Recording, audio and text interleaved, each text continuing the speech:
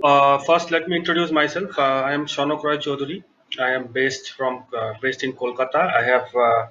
I am currently the NISI India mentor. I am also a Nikon school speaker. I have been invited to speak in Exposure Photo Festival in Sharjah. I am also the Skylum influencer in Luminar, and the links are given here. You can see in my Facebook, Instagram. So today my topic I will start is about landscape photography. So what will you learn from this session? I am looking forward to give my opinion on fundamentals in the operating techniques using Nikon camera, of course, because I am representing Nikon, along with planning and execution. And also you will be aware of the fundamental composition techniques that normally we use in landscape and urban landscape photography.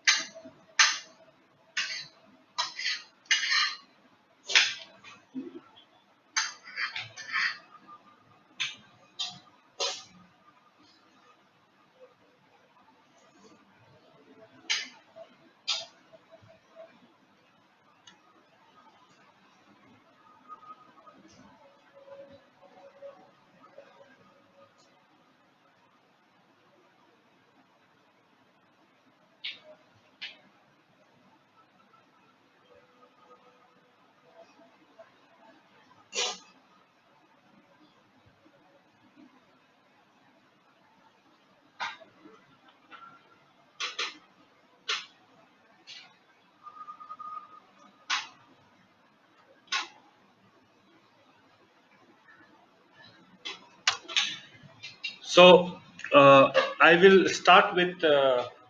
I love to compare photography techniques with that of cooking. For me, a camera is like an oven, and the cutleries you used for cooking. So this is the camera that you use to take photographs, and for cooking you need some basic utensils like a cooking range and some crockeries, right?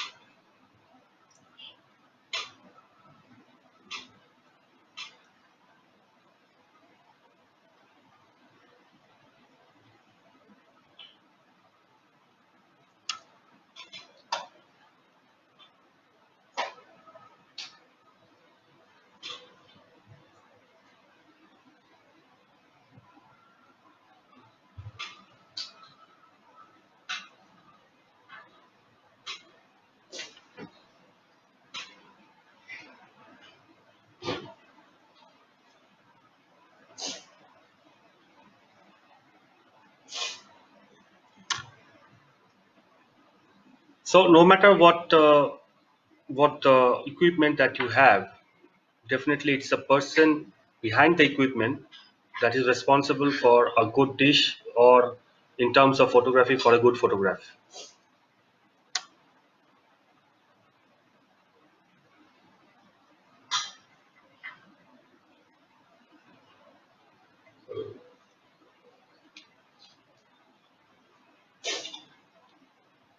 এই আওয়াজগুলো আসছে এখানে, ওই ঘরে চলে যান।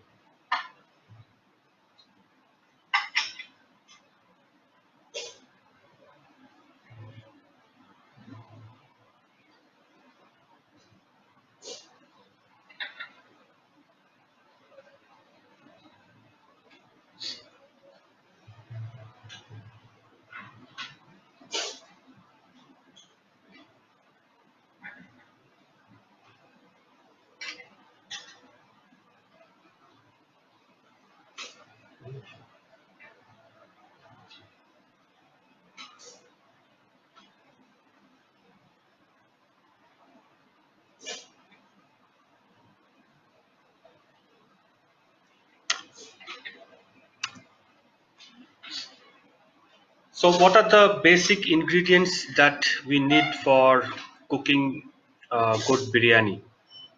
So, these are I will compare the techniques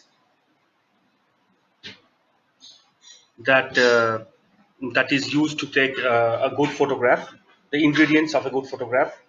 So similarly, I will compare it with the ingredients of making a good biryani dish. So for making a good biryani, you need the basic ingredients like some, as I showed here, some ghee, good mustard oil, good sesame oil, some spices, good quality rice, and of course chicken. So these are the ingredients that you need for cooking a good dish of delicious biryani. Similarly, when you shoot landscapes, what are the ingredients that you are looking for? A colorful sunset, dramatic clouds, seascapes, deserts, textures, snowy mountains, fall colors with a river flow. So these are the ingredients you need for cooking biryani, and I compared the same with the ingredients that you need to make a good photograph.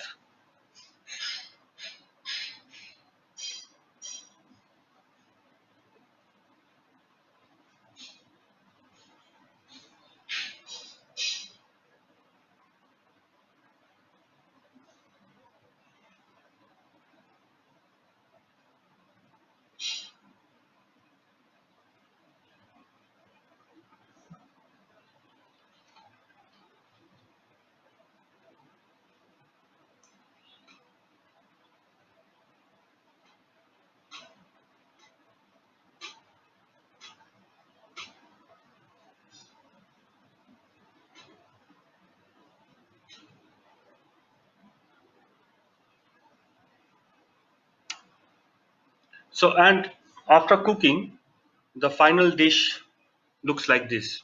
That's the final presentation, which is the part of post processing, how you present the landscape after you shoot in the camera. So this is how this is how the food is delivered on the table, and this is how the final presentation of the photo looks once you captured in raw and then post processed it, and then you put it in front in the social media or any platform for the public to view. So this was my idea, to cook a good dish of biryani, you need good ingredients and of course your own techniques to make a good dish out of that. And similarly to photography, no matter wherever you go, whatever gear you are having, it's your techniques that will matter at the end to provide a good photograph, right? So this is what I tell to people whenever they ask me that your camera takes great pictures. I reply them that thank you, I taught it everything it knows. The camera is just a tool, and the person behind the tool is the person responsible for creating those amazing landscapes, right? So I am the difference maker, or rather, you guys are the difference maker, and my aim is to make you all guys the difference maker at the end of this session. So this is how my journey as a landscaper started. These were my initial photos that I took from my camera. You can see some seascapes here. It was way back in 2013 when I was using a D7000, Nikon D7000. So this is how it started, and this is where I stand today. So you can see that I feel that I have come a long way in terms of landscape photography, and I have been into landscape photography for doing seriously for last 2 to 3 years.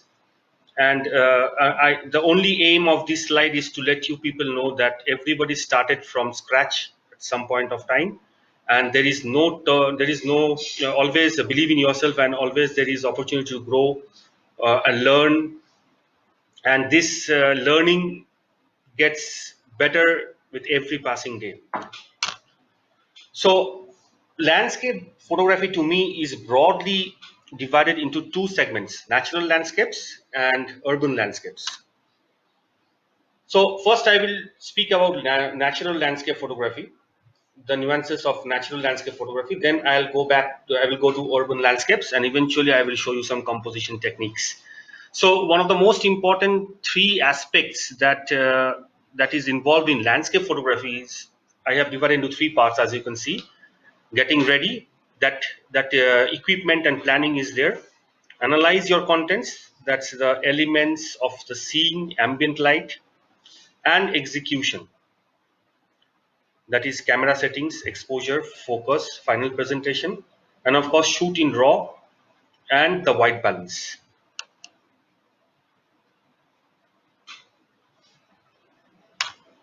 So first point is getting ready. Of course, I am a Nikon user, and my previous I started my journey as with Nikon D5300, Nikon D7000. Then I moved eventually to D7100, then to Nikon D800 series, and currently I'm using Nikon D4 and D850 with a setup of amazing Nikon lenses, starting from the wide, the legendary Trinity, the Holy Trinity that we say normally, Nikon 1420, Nikon 1424, the 2470 and 7200, and I have a portrait lens 84 and of course speed light SB910. Filters and cable release, I use Nikon MC36A as my cable release because since it's a very important gadget that all of you should have if you're interested in landscape photography, especially it helps you to create long exposures and in the bulk mode. And I do use amazing Nisi filters, the nano coated.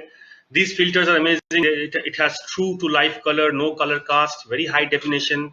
It has nano coating on both sides, and these filters are water and oil repellent. These are amazing piece of glass. Definitely, I will come up with more advanced tutorial on landscape photography using filters. That is because this really needs a separate discussion. So these are just to give you a quick gist of what I was using, rather what I am using right now. For tripod, this is one of the basic and the most important, rather, and again it is very highly ignored aspect in landscape photography. Remember that if you want to excel in landscape photography, you should have a very good sturdy tripod. That's very important. I repeat again, you should invest in a very good sturdy tripod. I am using Leofoto, and this is the ball head. If anybody is interested, please inbox me. I will let you know the details of which tripod, the number and the model. I can help you with that.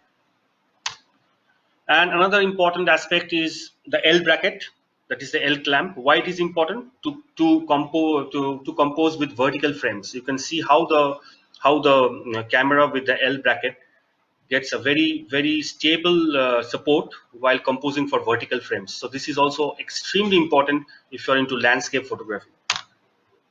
Now, choice of camera in the market, there are Nikon offers two types of cameras are there. One is the DX format, or the crop body, we say it, and the other is FX, that is the full frame body. So Nikon has both of them in the market. You can see the difference in the DX body. The approximate size of the sensor is APS-C, which is around 24 into 16 mm, and for FX it is 36 into 24 mm, equivalent to 35 mm film. So these are the two bodies that I'm using now, 850 and D4. Choice of lenses, Nikon has an array of choice of lenses starting from ultra wide angle to telephoto zoom. This is the Holy Trinity down that I am using now, Nikon 1424, Nikon 2470 and Nikon 7200, all are f2.8. What are the characteristics of the travel and landscape Nikon lenses? I felt that it is versatile. It is ready for anything that comes your way with versatile all-in-one zooms and invaluable primes. Low light capability, sunrises, sunsets create some amazing photo opportunities while you are on your travels. So these lenses are always ready to give you the optimal performance. It is travel friendly, taking the sights all day without fatigue, thanks to the compact, lightweight grab and go design of the lenses. Now, I will start with the planning part. As I mentioned earlier, planning is a very important part when it comes to landscape photography. My planning starts at least a couple of months before I travel. So I first do a research online, that is like images on Google Maps, 500px, Flickr, Instagram, local photo tour guides, trip advisors, and apps I use like Photopills, and of course I check the weather conditions. Photopills is a great app. I always use that.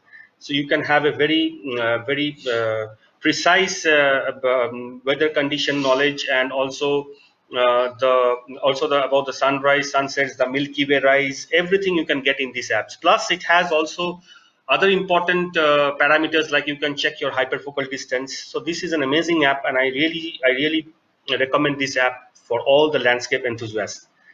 Then pack the right gear, that is very important. Take your cameras from clothes to tripods. After checking the weather condition, you know what will be the climatic condition exactly like. Then always carry extra lenses. I personally carry all my gears because reaching a point can sometimes tell me to use a telephoto zoom. It will have some ingredients in nature which will ask me to, which will demand actually to use a telephoto zoom. So I never get this opportunity lost, and I carry all my lenses and all my gears no matter where I am going. But some of them, they prefer to make their bag lightweight, so it depends from person to person. For me, I always carry all my gadgets with me wherever I'm going to shoot, and of course carry additional battery. That is very important because depending on the weather conditions, the battery fluctuates their life. So it's very important to have always a spare battery with you, and research less famous places, because when you travel, people, our general impulse is to go to the much photographed places. I'm not telling it is not right. You have to go to the best destinations that to shoot your images, but at the same time always try to look for some offbeat places. Offbeat places does offer some great compositions, so always try for that. So after you reach the location, this is what I do. This was in Nubra Valley in Ladakh. I always spend time without shooting and I analyze the scene. That is very important when you are going to shoot. Why? Because Usain Bolt, this gentleman, he ran less than 115 seconds in total in his three Olympics, and he made $119 million. So that's more than 1 million for each second he ran. But for these 2 minutes, he trained 20 plus years. So that means patience pays. So you have to be patient. Now, why visualization is important? When we look at a landscape, our eyes travel over and selectively focus on the elements that we find appealing. Our field of vision encompasses a great deal of the scene, but our eyes and brains have the ability to ignore all except the most alluring details. Right, so we always, our eyes have, it's a natural tendency that our eyes will always go for the best details that is available, ignoring the rest. So lenses and sensors, they are not as smart as our brains, as the human brain. They need help. So that's why it's always very important to wait, to analyze the scene, and then start execution.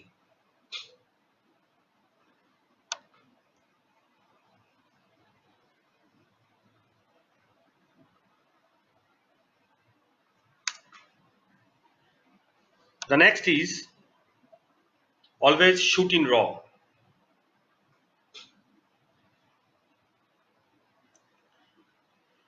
Raw versus JPEG. We always tell that to shoot in RAW. RAW is, of course, it is much better option. Why? Because it has more color shades. If you can see that the color shade in RAW is much broader spectrum. It covers a much broader spectrum. It has wider dynamic range, color gamut, finer control and adjustment potential. It can adjust color space after image capture. Raw images are lossless, better sharpening potential, can be used to convert to other raw formats also, like BNG, for example.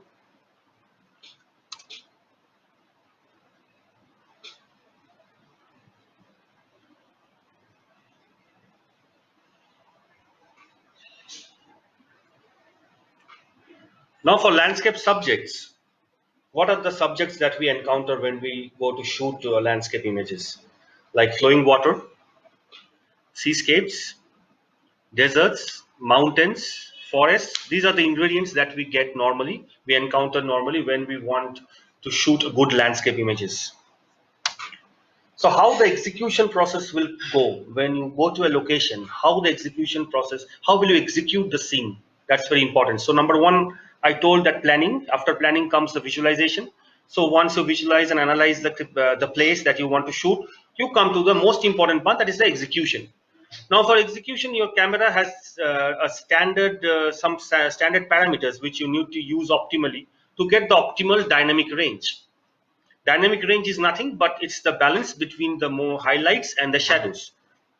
So the human eyes have the maximum dynamic range, and there is no camera till now which can match the dynamic range of that of the human eye. So these are the parameters, the aperture, shutter speed, ISO, that you have to maneuver to get the optimal dynamic range. Shutter speed, you can see as it's the exposure time, the time that your shutter will be open for the sensor to capture the light. So I will come to explain all these things separately in my next slides. So now the aperture or the depth of field. So you can see that for all landscape work, it's nice to get everything in focus, better known as pan focus. And it can be achieved by setting your focus to what is called the hyperfocal distance, which I will explain in my next slide again. But for depth of field, the rule is, as you see the aperture is more open, that means the f value is less. You can see this diagram, the depth of field is more shallower. As the f number goes up, f8, the aperture little comes down more, the depth of field, you can see the sharpness increasing, and up to f11, f16, you can see it is totally sharp.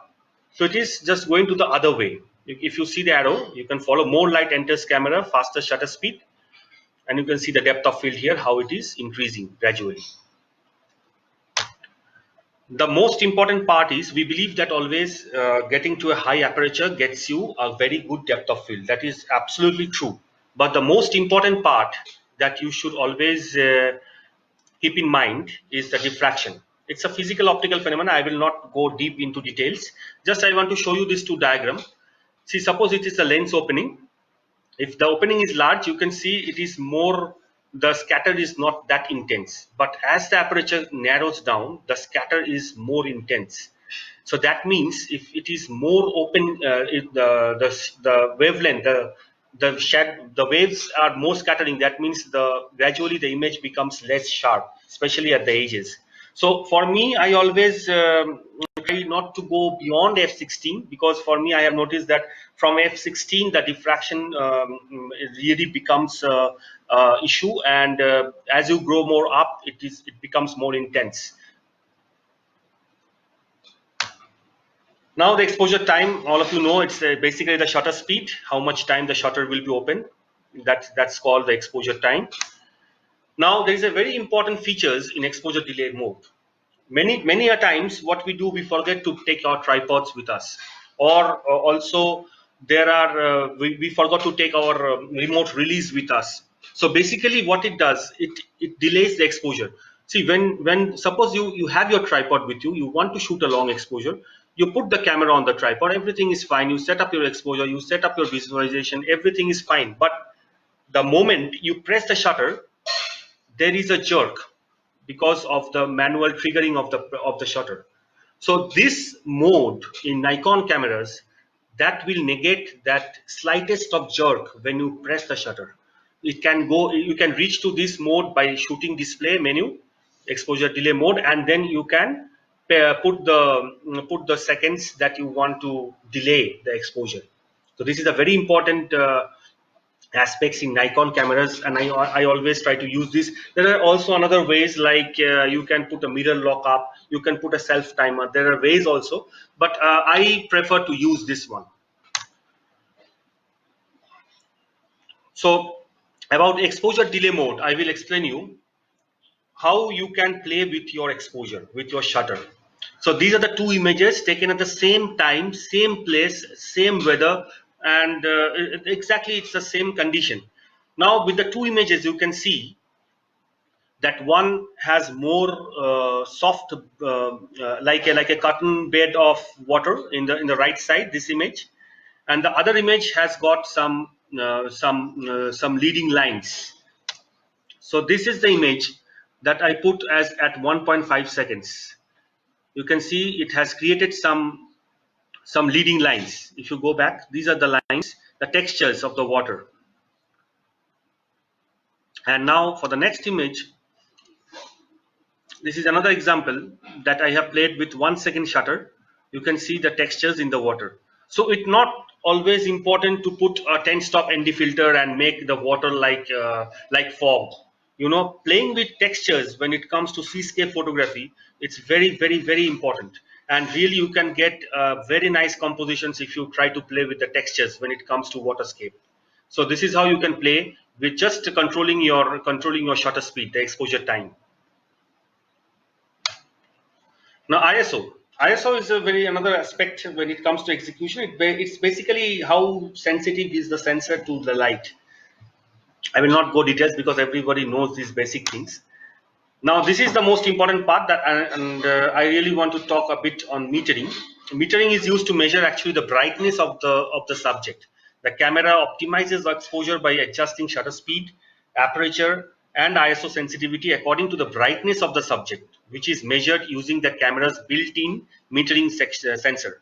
Before, in analog era, the landscape photographers used to depend on light meters because there was the advancement was not that much, so people were using light meters to understand the amount of light, and then they will accordingly use to meter their exposure.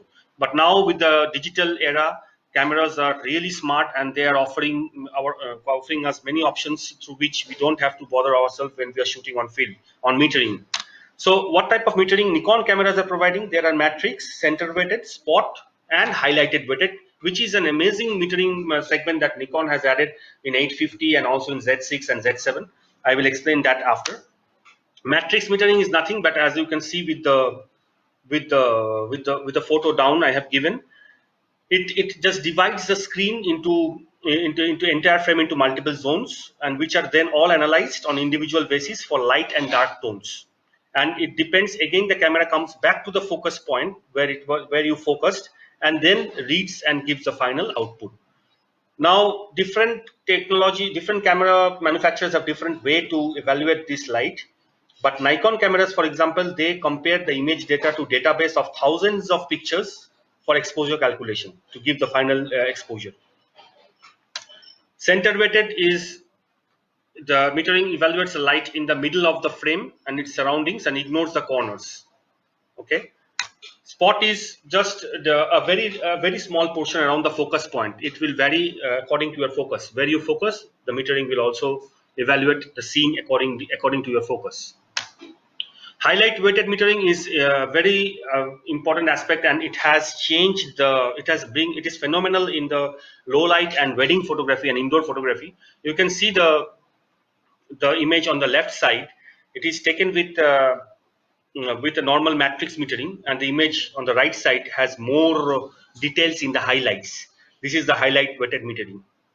This is how it has really, it's a phenomenal addition by the Nikon cameras, and it is really, sometimes I also use it depending on the situation. I always exposure for the highlights when I shoot landscapes, but and mostly 99% I'm shooting in matrix metering, but there are some situations where highlighted weighted metering really does the trick.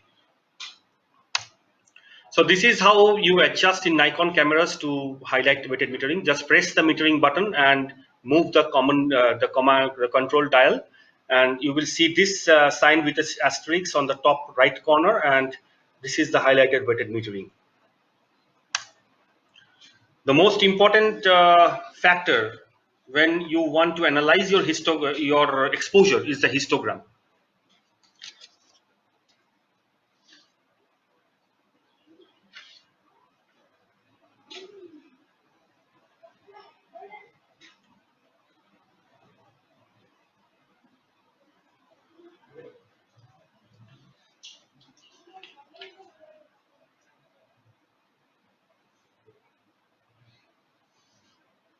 Histogram is nothing but it's a graphical representation of an image's light levels.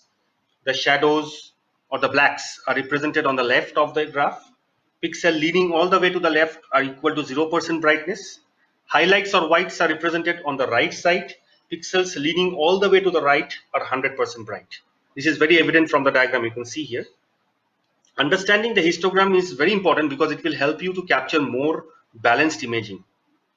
and the pixels and the vertical part, it shows amount of pixels in each of the zones, how much pixels is involved in the black or the shadows, the midtones, highlights and white.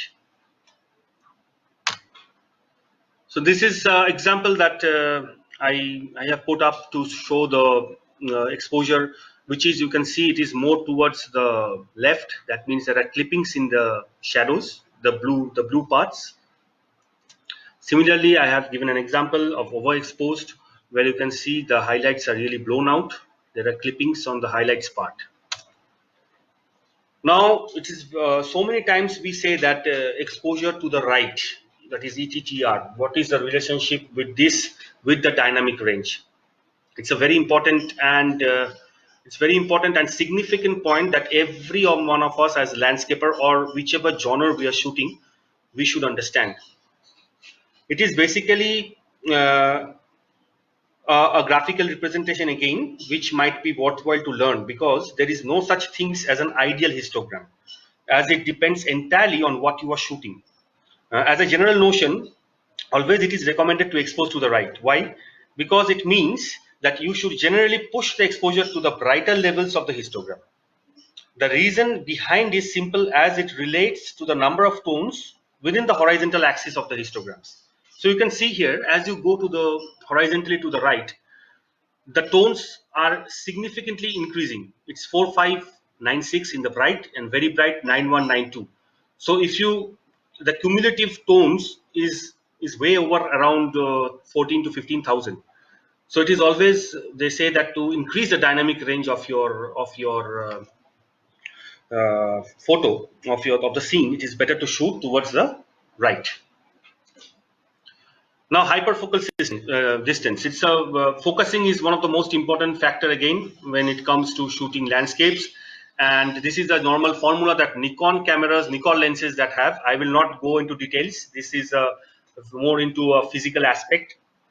Just I will explain you about quickly. I will explain you about the hyperfocal distance.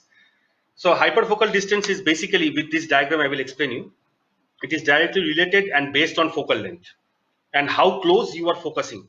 But in general, when you focus your lens on something a reasonable distance from the camera, the depth of field, which is the area of the scene that will be in focus, extends approx 1/3 in front of the point of your focus point towards the camera, and extends 2/3 into the scene away from the camera after the point at which you focused your lens. Sounds very complicated, I know. I will explain you with this diagram. Suppose this is a 50 mm lens, okay, and you focused here. That's a f16 aperture, and you focused at this area. You can see the arrow. You can the cursor is very. I think the cursor is also white in color, but try to see the hyperfocal distance I have mentioned here.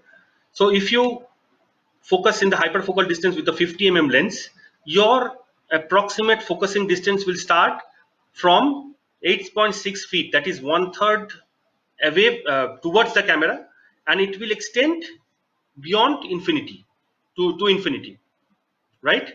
Even if you start, if you see that, if you once you go to the wider focal length, that is 24 mm, your hyperfocal distance really covering much more of your foreground distance. That's one of the characteristics of wide angle lenses. It gives you much more depth of field from the foreground to the background. So again, if you see for the 24 mm focal length, your acceptable focus starts from 0.6 meter, that is around 2 feet from the camera, and then towards the infinity. So actually, when you shoot, I always remember that I over the years I can experience that where is the hyperfocal distance.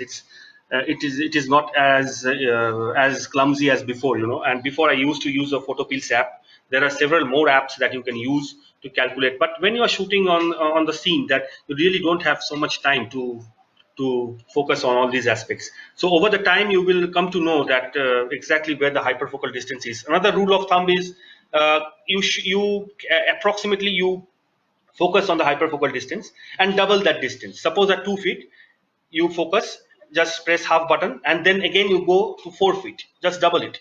And from there, if you shoot, you will see normally the scene is normally in focus. Again, it depends from where you are shooting. the distance from the object and the camera, those are very important, and the focal length that you're using. Keep in mind about the focal length and where you placed your camera. That is also very important. But over the years, you don't have to remember all these theories. It will happen automatically, and with practice, you can easily make out the how to ascertain the hyperfocal distance.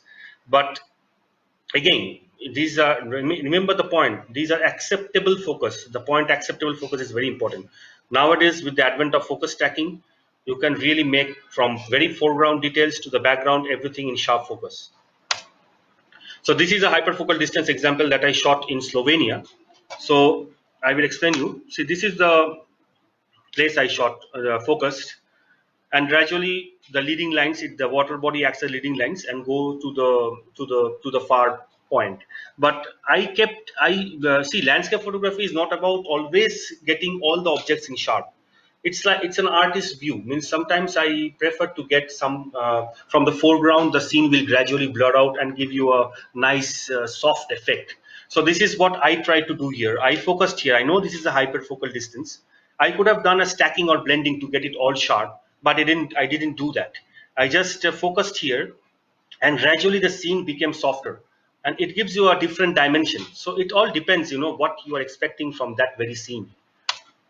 One more thing, the questions I will take after half an hour. I will finish the presentation in half an hour, then I will go to the questions. So now the important aspect that I was talking about is the concept of focus stack.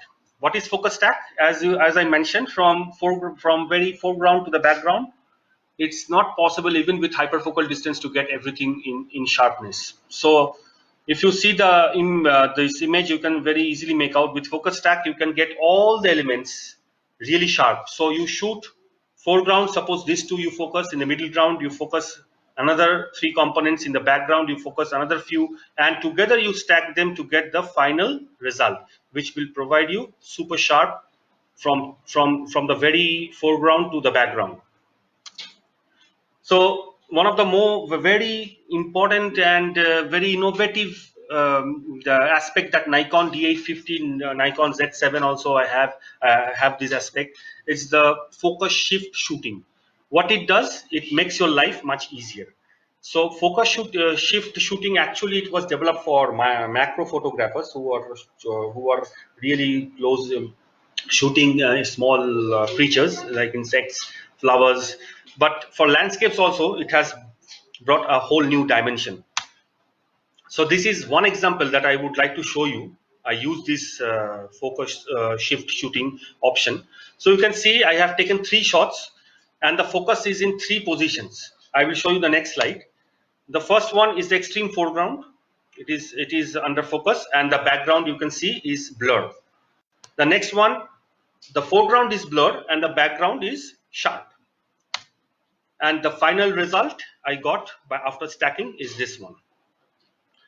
Okay. So this is another example of focus stacking that I did with my Nikon D850. There was around 5 focus points. You can see the snails on the top. This was a focus point. I focused in the middle. 2 points I focused in the rock structure. I focused one, and for the sky I focused another one. So together it gave the final outcome like this. So what are the basic components now for landscape photography? Light, of course, composition, and final presentation. So light assessment is very, very important when it comes to landscape photography. Not only landscape, light is the fundamental aspect in every genre of photography. So I analyze light according to directionality, color temperature, shadows, tones, and warmth, and together it gives you the emotion that you want to create. Emotion is very important when you are shooting landscapes. So this is a very simple experiment that I will tell you how light is very important. When you put a overhead lamp on a piece of white paper kept on a black surface, you see the left image. There is no dynamicity in the image. The light is flat. The shadows are flat. All the shadows are filled with light. But when the light is in its direction from a different way, in this case it was from the left, you can see the shadows the intense shadows and the contrast that is happening here. So definitely, with the normal people also, the layman also, you will always choose the right image, not the left hand. The left is flat, mundane, dull, whereas the right is full of dynamic range, the contrast, the shadows, everything is popping up so well. So this is how in landscape the situation works. Why we tell that don't shoot in the mid sun. So this is this is what it tells. It diminishes the textural range of the shadows. It minimizes the details. The short nature of these shadows also are blunts. There is no three-dimensional appearance in the scene. It's very flat when you shoot in when the sun is in the midday, and when the sun is in the unidirectional way in the lower in the sky, that is in the sunrise or sunset, the light is more unidirectional and less intense, and thus translates into longer shadows that may potentially have more detail and texture. So this is one of the example that in Ladakh, see the sun was again unidirectional. You can see the colors, the contrast, the dynamic scene that the image is replicating. Again, this is another same from another spot that I took in Ladakh. I crafted this composition such that there would be light sweeping across the landscape, creating an interplay of shadows and highlights in the immediate foreground. You can see there is texture, shadows, and highlights are also present. As you can see, the shadows in the rocks, the foliage that created the different colors that it is giving, it creates the illusion of depth as well as an array of interesting textures extending from near to far. Ladakh is very known for the land of magical lights, and if you really know to compose your compositions, it will be a terrific place to shoot. And also this one, you can see the. I will come to compositional rules. It is just making a diagonal and full of triangles and creates full of tension in the frame that really gives increases the dynamic range of this frame. These are corpuscular rays. Again, you can see because of the clouds, the drama created by the rays, it gives you a very mystic effect. This is another one how the unidirectional light, the light from the top left is hitting. It's creating a diffuse light after hitting the hills. So you can see it really increases the depth of the image. This is another unidirectional light from the top right. It is coming. You can see how the interplay between the shadow and the highlights creates increases the dynamic range again of the image. Now another important point after the light is the white balance. It is in addition to the directionality of the light, color temperature as a quality of light plays a prominent role in visualization process in a landscape, that especially in color photography. So color temperature is an interesting physical property of light that defines the relationship between the temperature of a radiation source and the color of the light that the source emits. That is white balance. So now I understood white balance. I will explain it in a very simple way. If you go to the desert, the sand color, the texture, the color of the texture varies with the incident light, the color of the texture. It's a very good way to analyze the white balance. Suppose this different time of the day, the sun is at different positions, right? So the incident ray falling on the surface is different in different angles, and the reflected rays are also has to be different. So at 11 a.m. you see the color like this. At 4:30 p.m. the texture is like this. The color, you can see the change in contrast between the colors. Whereas at 6:15 p.m. you see the color more saturated. So this clearly explains, that how important is the direction of the sun. That is because the incident ray varies. Plus, if there are clouds, the light will be more diffused, and this has direct relation to the color temperature, the quality of light, or the quality of light that you are going to get from your images, the texture. I think I think you guys understood this very well.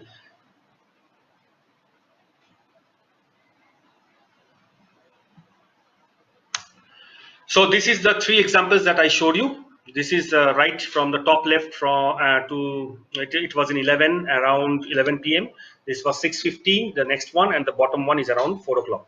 So you can clearly see the difference of textures in the colors. Okay. Now, why we need exposure bracketing? All of us, when we go to shoot during our earlier days in landscape photography, we tend to get the left image that is shown in the screen. This is how we see the scene. But what we want is not this. It gets blown out, right? So basically, exposure bracketing is a technique which will again allow you to balance the highlights and shadows in your scene. I will show you this photo that I took. I took it in 3 exposure bracketing, all at a base f-stop at f10 and ISO 64. I took this at -2 EV stops. That means one is 0 EV, normal, no compensation was made. One at -1 and one at -2. Now there are different ways. You can also make at 1 +1, 0 and -1 exposure also. But I took it like this because for me the scene demanded more texture from the sky and the foreground. I wanted a dark, moody image. So I decided to do a HDR with -1 EV. Sorry, I will not use the term HDR. I will use exposure bracketing. So I took image with -1 EV and one with -2 EV and one with 0 EV, all at a base ISO of 64 and f10. And merging these over 3 images gave me this outcome, the last one.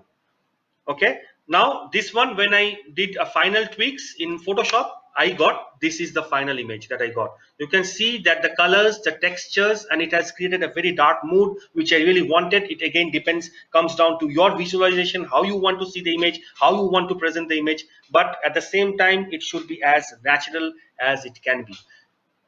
Okay, don't mix up your image with really surreal colors. Nowadays, very unfortunate, I see so many people creating some horrible colors and they feel that those images are very good and stand out from the rest, but actually they are not.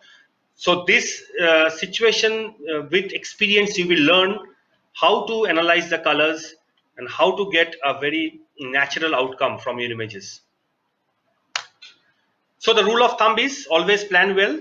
Appropriate gear and accessories is very important. Analyze and be patient. Visualize the scene. Shoot in RAW always. Low ISO, matrix metering, and auto white balance. Now, very important is why these I am mentioning in RAW, low ISO, matrix metering, auto white balance. Again, because to get the optimal dynamic range. When you are shooting in low ISO, that means you are allowing the exact light that the scene demands to come to the sensor. But at the same place, when you are unnecessarily tweaking your ISO, that means you are allowing extra light to your sensor which the scene doesn't demands. That will really dial down your ISO. That will reduce the, sorry, not the ISO, the reduce the dynamic range. So it is very important to shoot always in low ISO to get the maximum dynamic range that a sensor can provide. Now, who are urban landscapers? Now I am coming to urban landscapes. Unlike landscape photographers, urban landscape photographers document human-made interventions, structures, and environments. So thumb rules are what? In the evening, shoot in the evening. Try to look for good vantage points over busy intersections for cityscapes. Always try to look for buildings where you can climb up. The aerial view will really provide a very different outcome, very soothing, and it will give you portray the actual picture of the city. Look for those leading lines. It's very important when it comes to urban landscapes. Guide the eye with leading lines. Shoot during blue hour. I will explain this after. Why I always try to shoot cityscapes, urban landscapes in blue hour. I will tell you the reason. And then learn exposure blending. It's very important because at night the city lights comes out. It's very important, and the temperature again. The white balance of the lights are different. In nature, when you are doing nature photography, you have to deal with only sunlight. But when you are doing cityscapes, you have to deal with various colors of light with various color temperatures. So you have to learn exposure blending to get that final image that you really want to see. So now the color theory. It is a huge topic in photography. So I will not go deep into it. Just want to tell you why in urban landscape I want to shoot in blue hour. You can see the complementary colors in the color wheel. Just opposite to blue is red and orange and the shades of orange. So these are complementing each other. So this color really works fantastically when you are shooting urban landscapes.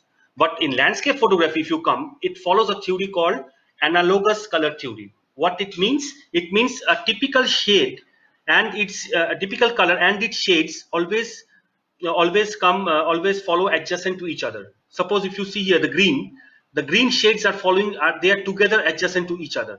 So this is called analogous color theory. So when you're shooting landscape, most of the time you are playing with analogous color theory.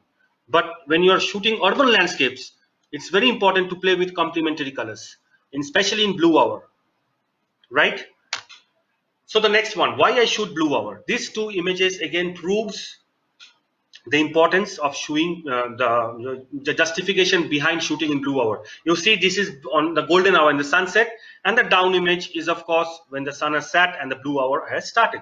If you see the down image, it has got more contrast, it has got more colors, it has got more dynamic range than the one than the one above. So it's always better to shoot in blue hour, because when the street lights are on, you will get a different view. Again, this is another image that I shot in Dubai. Again, it's from the high vantage point. It's definitely, you can see the amount of lights involved in this image. There are so many lights with so many colors, so much intensity. The intensity of each light is variable. So you have to learn digital blending if you want the scene to replicate in your photograph as you saw it, right? Again, I'm repeating, as you saw the lights with your own eyes while shooting in cityscapes, you have to know digital blending. Okay, this is another one. This is also just because the sun was on the sky was on fire, and again you see just before the blue hour started, it was more dramatic. And this is another example that why I always choose cityscapes to in blue hour, or just before blue hour, or just after blue hour ends. These are the three transitions that I always try to keep my shoots confined when I'm into urban landscapes. So this one I have already explained. This is in Ladakh again. You see the cloud movements. When the lights are on, it gives a different mystic environment again. This is our own Kolkata. You can see the foreground. This red one is really adding depth to the image. The cloud movements are creating a tension in the image. This is in Venice. You can see the leading lines, the cloud movements. This is also creating a nice tension. I will explain in the next slide. You can see the diagonals. These are the leading lines, and the clouds are also moving. So there are some golden triangles forming. It's a classic example of composition in cityscape. One of the classic examples. This is again a leading line going all the way. It's very evident from the image. Again, it was shot in blue hour. It's a composite image. You can make out very easily, because normally you don't tend to see this Milky Way in the city lights. I just did it for my own imagination, and I believe there is nothing wrong in that. If you have your own imagination, you can portray. This is one in Ladakh. Again, you can see the classic, again, the leading line going, and it creating tension with the cloud movements.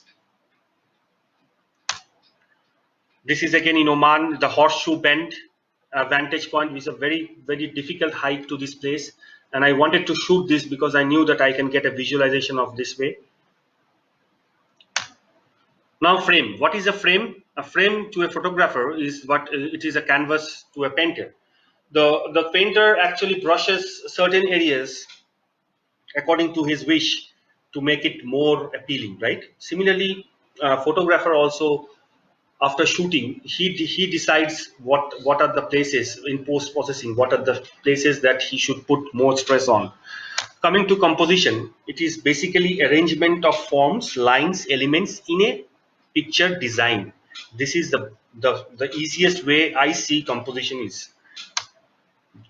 Now, vertical framing and layering. This is very favorite for me, because when I started landscape photography, and after several years also, the initial 2-3 years, I was really obsessed with horizontal framing and wide angle lenses. I was really not paying attention at all to the telephoto lenses.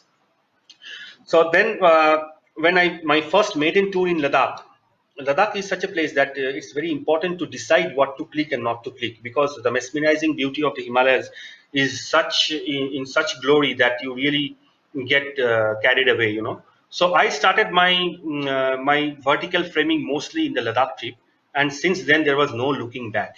Why? Because landscapes look stunning in the vertical format, and often the unique characteristics of the upright format suit a scene better than the horizontal composition. It is more compact. The eyes directly stick to the place where you really want to see, especially in mountains. Vertical compositions can accentuate the dynamic qualities of the image, particularly when using a telephoto lens. I will show you some examples.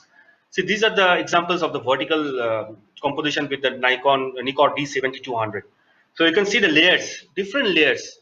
From the left hand image, you can make at least 2 or 3 frames from the same image if you crop it. Similar happens in the right image. You can take out at least 2 to 3 frames from the right.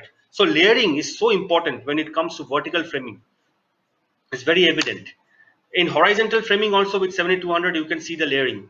Again, you can make out at least 2 to 3 images by cropping only from this image. So the layers, the green, then to the middle, and then background, and then the snow-capped mountains and the blue sky. The layers are so important to visualize and then to shoot. The next one is a Dal Lake. Again, you can see the layers, amazing layers it creates, and this is only possible when you are shooting with a telephoto. Means, and of course, where you are standing. That's very important. Again, the whole thing comes down to your planning and your visualization. See, nobody can teach you how to see things. You can learn from this presentation so many things, but I cannot teach you how to see things. Seeing things is different and is perhaps the most important thing when it comes to photography. You have to visualize, you have to see things in a different way. Then only you can create magical frames like this. Now, composition. Composition is again, it depends on light, content, and potential story. There are so many compositions in photography, at least 2021. I will explain the ones which is more evident with in terms of landscape and urban landscape photography. Number one is of course ROT, or known as the rule of thirds. It is basically it involves mentally dividing up your images using 2 horizontal lines and 2 vertical lines as shown below. You then position the important elements of your scene along those lines at the intersections. That is called the rule of thirds. If you see this image, again, it is a classical example of rule of thirds. The tree is intersecting here, and also 2/3 is sky and 1/3 is the sand. The next one, again, it's a nice classical S curve. S curve compositions are very unique when it comes to landscapes. So you can see the S curve plus there are 2 motorists which comes in the rule of thirds. This is another example from Ladakh. It's a very dynamic image, and again you can see it falls under classical category of rule of thirds. This is not landscape, but it is one of my very favorite image shot in Red Road during the Eid festival. So this is also falling in the rule of thirds. This is again, you can see vertical framing in Oman. The castle falls in the rule of thirds. The waterfall falls in the rule of thirds. Centered composition and symmetry. Central composition is the simplest one of all. It's less, which in some causes turns out to be more. Central composition is often calm, static, and honest. By composing your subject in the center, you are basically placing him in front of the viewers as if attempting to introduce them. It's open, as an open book. Very philosophical, you know, the definition. With some examples we will make out, it's very centered composition. If you go again, it's a very centered composition. Slake Blade, Slovenia, again a very centered composition.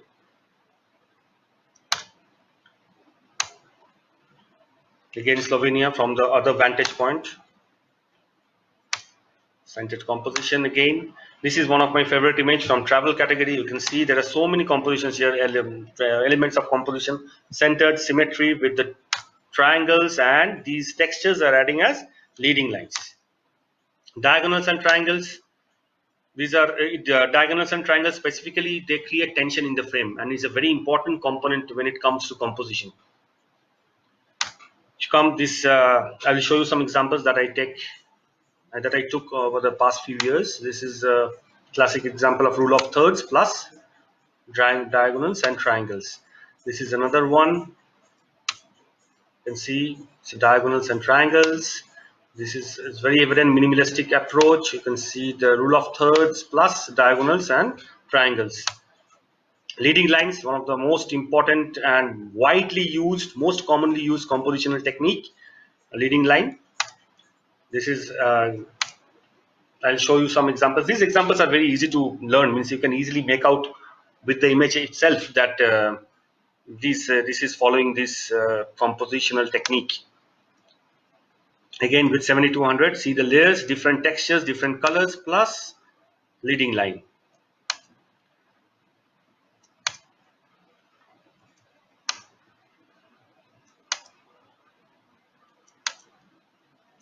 These are all leading lines. Again, 7200, you can see the layers. This is a technique called zoom burst. It was taken in a tripod, single exposure, and this is what I got from the experiment. These are the leading lines going to the mosque. This is in Prague.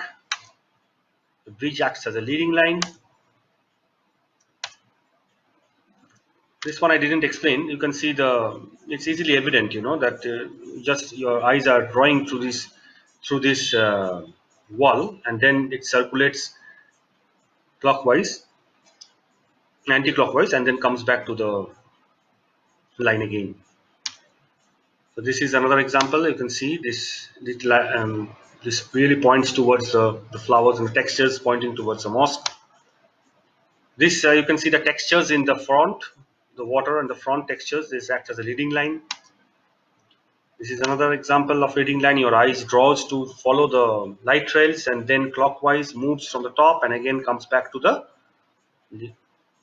light trails. These textures in the water again acts as leading lines plus the cliff. It draws you to the scene. This is Prague in Czech Republic again. You can see the leading line. This was in Oman. Again, the textures on the rocks acts as a leading line. Minimalism and scaling. With the human element, you can easily show the scaling, how vast the vastness of the scene. And these are some minimalistic photos. These photos are not mine. These I have just taken for example. The rest of the photos, all that you have seen till now in the slides, are all clicked by myself. This is again a example of minimalism. Again, minimalism plus rule of third is there also. So now scaling actually photographs are two-dimensional. To make it three-dimensional, you have to make understand to the compositional elements, like how to create a scale means of the landscape. It's always better to put a human element. So or any element that is regulated by human. In this case, it was a small car in Ladakh. This is another small. As you can see, a small human element right at the horizon. Again, this human element shows the vastness of the desert. This is in the Alps. You can see the human elements, the glacier. These small two guys can give you the massiveness of the glacier. Foreground interest and depth, very important when it comes to landscape and photography. The creating a good foreground really helps you to increase the depth of field, the depth of the image. In this case, the tents. In this case, the rocks, plus it acts as the leading lines. Again, leading line plus foreground interest of depth. Same here, it acts as leading lines. These streaks, again, you play with the shutter speed to create textures when you are shooting seascapes, plus the foreground interest of depth. This one has foreground interest of depth plus leading lines. Again, you can see these are the interest in foreground plus layers. Another example where you can see interest in the foreground plus layers. Patterns and textures important in nature. Pattern photography utilizes elements that are repeated. The repetition of lines, shapes, tones, or colors can create interesting images. So you can see the textures and colors. This is in desert. The textures, it looks like a very silky, smooth, cloth. The different textures in Ladakh, colors and textures. Again, pattern in architectural photography. different pattern again. Frame within a frame, very important, one of very widely used compositional technique again. This you can see acts as a leading line, the railings. Plus I wanted to make the whole Dubai downtown under this frame. So I have marked it in a rectangle. You can see that how I compose this image. This is a Milky Way. It is a two exposure blend. It was taken from one of the caves in Oman. So it's, again, it follows the classical compositional technique of frame in a frame. This was in Czech Republic. Again, it is a classical example. Change your point of view, very important. Now I want to say a few words before I go here. Your tripod have three legs, right? Three or four, some of them. So always when you shoot, when you go to shoot in a location, try to see how the image will look when you shoot from the last level of the tripod, means the downmost grade to the top, if it requires a tripod.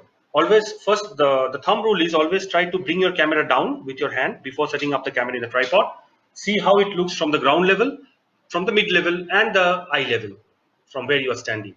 The different perspectives of the tripods of your point of view of the different eye levels gives change the perspectives dramatically. So always try to experiment with your POV. So suppose with this example, when I stand, I see the view like this. The architectural pattern is missing. But when I lie down on the floor, the pattern is like this.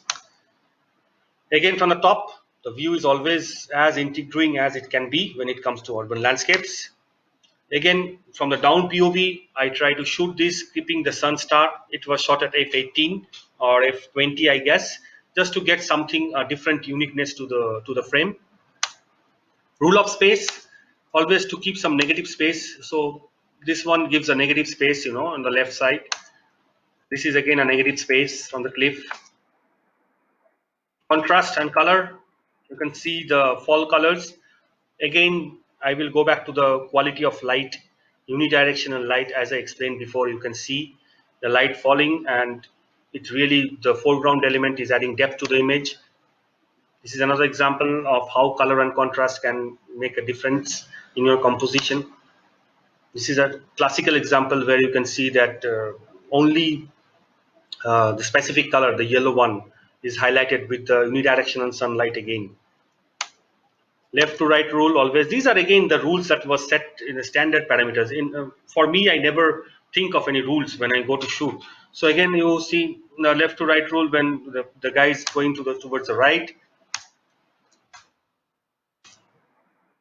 This was again one of my favorite photo, where you can see the planes were flying from left to right. It was eventually published in Nat Geo also. Fill the frame. Always, this is a composition that was shot in one of the waterfalls in Oman. So I tried to fill the frame with all the waterfalls from the side to the extreme to the left. You can see the frame is fully filled. Your eyes are encircling from the waterfall right from the right to the left, gradually going to the left. So that concludes my presentation. So my advice is make pictures, don't just take pictures. When you take pictures, you just point and shoot. When you make pictures, you think about elements in the scene, how they can complement each other, the lighting and the time of the day, the background and foreground, perspective, and the mood you want to create with your picture. Now, what are the rules for getting good, really good and satisfying pictures? Practice, practice, and practice. And what is rule number 2? Rule number 2 is never forget rule number 1. Okay. So these are some of the accolades that I managed to get over the years. I will not tell them because I'm a bit shy, telling what I have managed to get in all these years. Thank you guys for joining in. I hope I did justice to this presentation and you guys really learned something good. Definitely come back to me either or the Nikon officials if you want to know something about Nikon cameras or gears that you want to use. We are all going through a very tried times. Be safe, stay at home, and please protect your community. Thank you.